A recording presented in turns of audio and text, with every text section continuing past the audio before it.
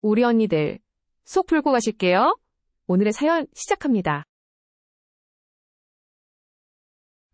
매일 밤 9시만 되면 시작되는 남편의 수다 타임.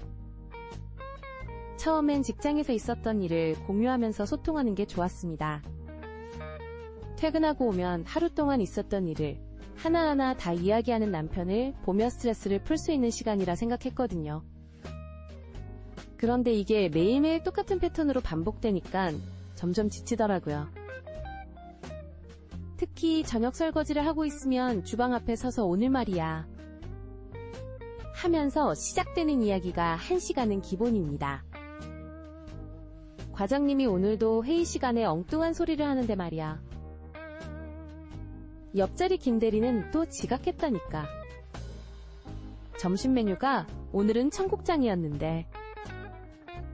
사소한 일상까지 너무나 자세하게 설명하는 통해 집안일을 하다가도 중간중간 그랬구나 하면서 리액션을 해줘야 해요. 한두 번은 괜찮은데 매일 반복되는 일과처럼 되어버리니 솔직히 숨이 막힐 때가 있어요. 특히 힘든 건 같은 이야기가 며칠 동안 계속된다는 거예요. 월요일에 있었던 회사 일을 수요일까지 이어서 하는데 매번 새로운 디테일이 추가되면서 더 길어지기도 하고요. 처음에는 남편의 이야기에 진심으로 귀 기울이며 공감도 해주고 조언도 했는데 이제는 저번에도 그 얘기 했었지? 라는 생각이 자꾸 들면서 집중이 안 되더라고요. 어느 날은 제가 피곤해서 소파에 누워있는데 도제 옆에 앉아서 그래서 말이야 하면서 끊임없이 이어지는 수다에 눈을 감은 채로 듣다가 깜빡 잠이 들었어요. 나중에 깨어나 보니 남편은 여전히 이야기를 하고 있더라고요. 남편의 마음은 이해해요.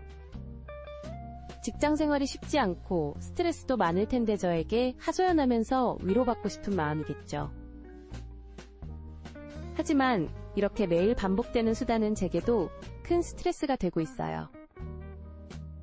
며칠 전에는 남편이 평소처럼 회사 이야기를 시작하려는데 문득 제 머릿속에서 이런 생각이 스쳐 지나갔어요. 이제 그만, 제발 좀 쉬고 싶어. 그런데 이 마음을 어떻게 표현해야 할지 모르겠어요. 남편의 기분을 상하게 하고 싶지도 않고 대화를 나누는 것 자체를 거부하는 것처럼 보이고 싶지도 않거든요. 결국 그날 저녁 남편이 또다시 회사 이야기를 시작하려는 순간 저도 모르게 설거지하던 그릇을 쾅 하고 싱크대에 내려놓고 말았어요. 남편이 놀란 듯 저를 쳐다보더니 왜 그래? 하고 물었죠. 그 순간 참았던 감정이 터져나왔어요. 여보나도 하루 종일 집안일하고 아이들 돌보느라 피곤한데 매일 밤 9시부터 시작되는 회사 이야기를 언제까지 들어줘야 하는 거예요? 어제 들었던 이야기를 오늘 또 듣고 내일도 듣고 솔직히 너무 지쳐요. 남편의 표정이 순식간에 굳어졌어요. 10년 넘게 결혼 생활을 하면서 제가 이렇게 감정을 드러내며 말한 적이 거의 없었거든요.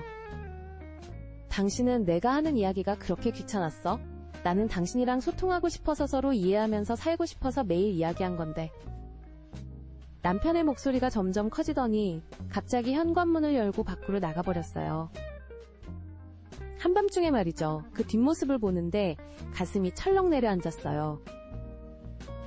아이들이 놀라서 방문을 열고 나왔고 큰아이가 아빠가 왜 나가? 하고 물었을 때는 눈물이 날 것 같았어요. 휴대폰으로 전화를 걸어봤지만 받지 않았어요.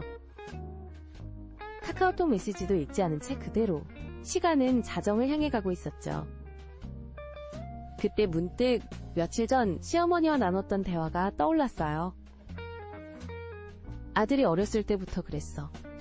학교에서 있었던 일을 하나하나 다 이야기하면서 스트레스를 풀더라고. 말하면서 위로받는 스타일이야. 그 말씀이 이제야 가슴에 와닿았어요. 남편에게 수다는 단순한 이야기가 아니라 하루의 무게를 내려놓는 방법이었던 거죠. 새벽 1시가 다 되어가는데 아직도 남편은 돌아오지 않았어요. 현관문 앞에서 기다리고 있는데 자꾸 눈물이 나더라고요. 엘리베이터에서 들리는 소리에 고개를 들어보니 남편이 터벅터벅 걸어오고 있었어요. 평소에 당당한 모습이 아닌 어딘가 작아 보이는 뒷모습이 저를 더욱 미안하게 만들었죠. 여보 미안해요. 제가 먼저 말을 꺼냈어요. 남편도 한숨을 쉬더니 고개를 저었죠. 아니, 내가 미안해. 당신 입장은 생각도 안 하고 내 얘기만 늘어놓았네. 그날 밤 우리는 거실 소파에 나란히 앉아 오랜만에 진솔한 대화를 나눴어요.